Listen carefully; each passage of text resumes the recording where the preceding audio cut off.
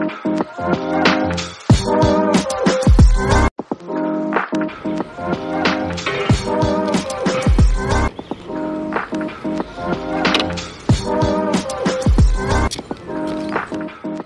selamat pagi, masih bersama saya Mas Jailaus PSL. Sekarang saya akan membagikan video tentang penjelasan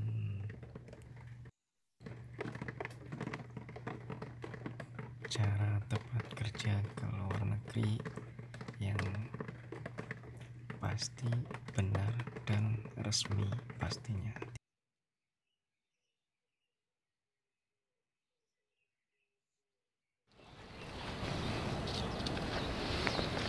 Oke, assalamualaikum warahmatullahi wabarakatuh, saudara-saudaraku, brother and sister.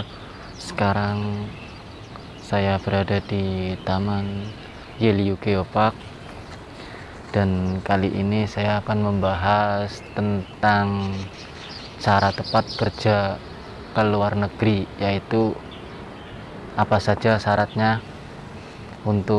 khususnya untuk pemula ini ya. 1. Pendaftaran melalui jalur resmi. 2. Seleksi administrasi. Yang ketiga, pemeriksaan kesehatan dan psikologi.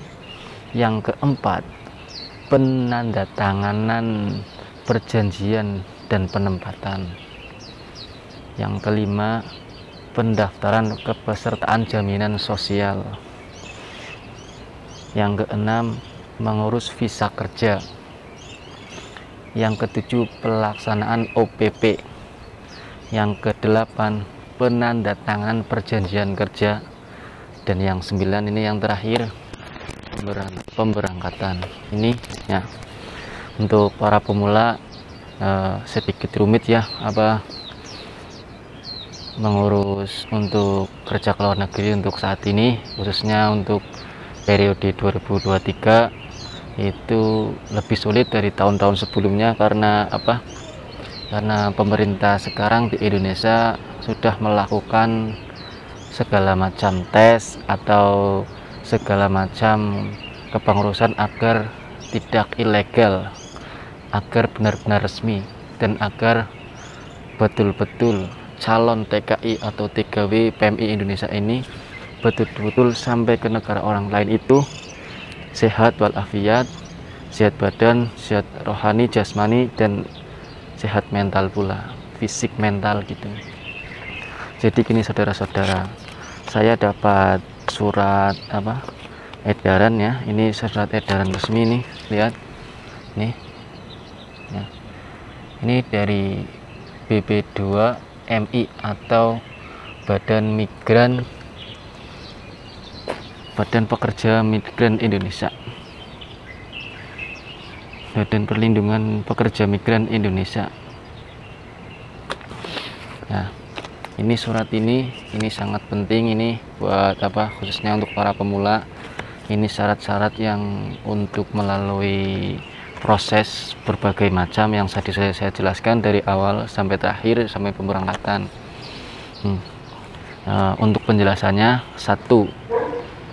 Pendaftaran melalui jalur resmi berarti kita sebagai calon TKI atau calon TKW itu kita harus memilih kantor atau penyalur kerja yang resmi. Itu maksudnya resmi itu di Indonesia itu sudah melakukan pemberangkatan dan sampai ke negara orang itu tidak ada masalah dan sudah diakui oleh pemerintahan juga, sudah ada izin dari pemerintahan itu.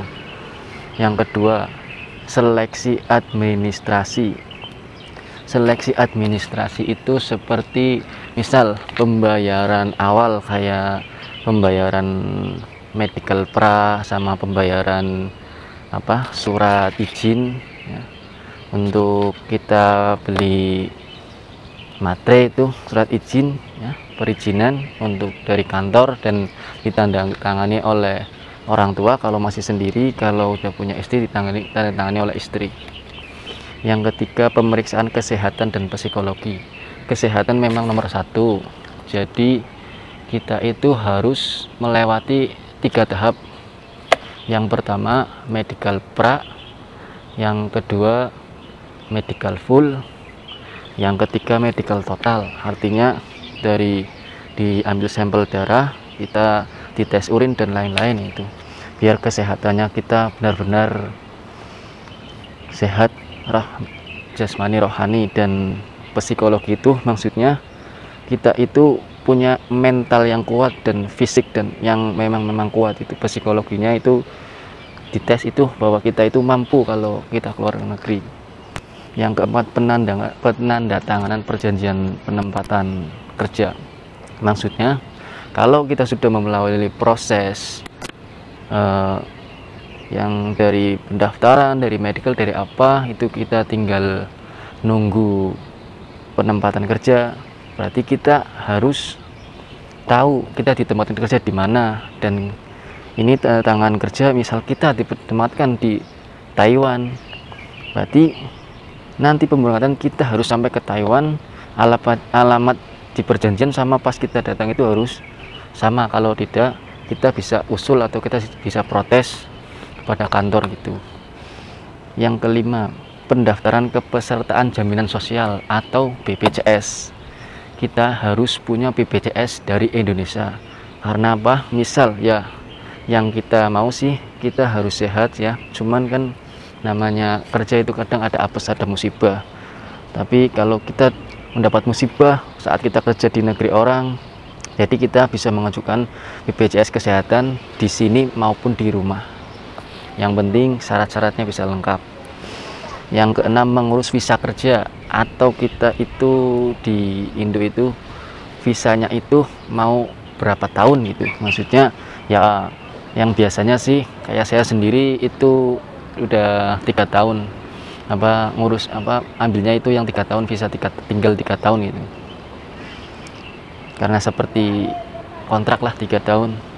Yang ketujuh, pelaksanaan OPP. OPP itu adalah sanksi-sanksi atau yang kewajiban TKI yang enggak semestinya, maksudnya yang dilarang untuk TKI lah, maksudnya kayak seperti kalau kita kerja mau enak-enak gak usah kabur atau gimana. Soalnya sekarang kalau kita kabur atau kita pergi nggak pamitan sama majikan, itu kita dendanya itu hampir 10 kali lipat gaji kita yang gaji normal atau gaji total. Yang 8, penandatanganan perjanjian kerja. Waktu kita terbang, terus kita dijemput di bandara, terus kita dijemput agensi, kita pasti mendatangkan perjanjian kerja. Itu biasanya kan kerja kan 3 tahun kontrak.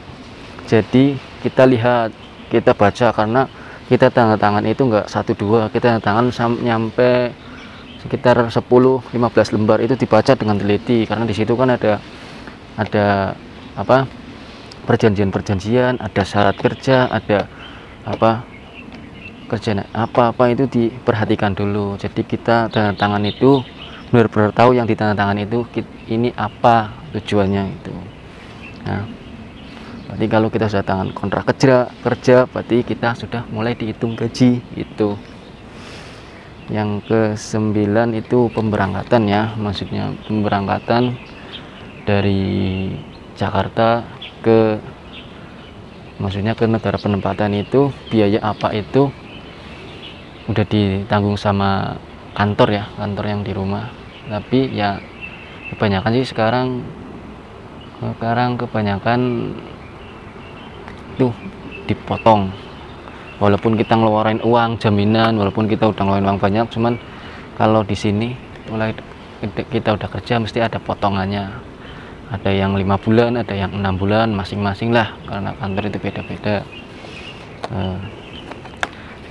Sekian berikut penjelasan dari saya. Ini saya bicara sesuai fakta dan